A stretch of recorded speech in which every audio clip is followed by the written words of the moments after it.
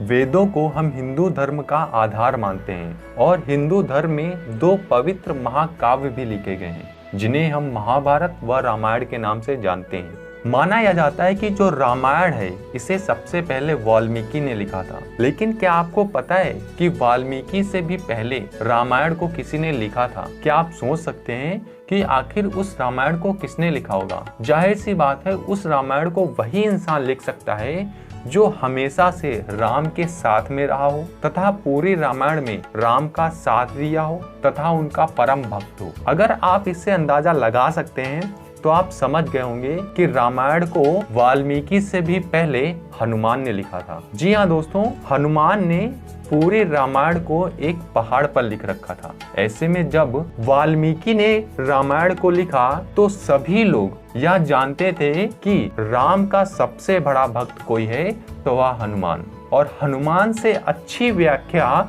रामायण की कोई और नहीं कर सकता। ऐसे में वाल्मीकि हनुमान के पास जाते हैं और उनसे यह कहते हैं कि आपकी रामायण तो इतनी अच्छी है कि मेरी रामायण को तो कोई पढ़ता ही नहीं। तो हनुमान मुस्कुराकर यह बात कहते हैं वाल्मीकि से, जी नहीं, आपके द्वारा लिखी गई रामायण मेरे से भी ज्यादा अच्छी है।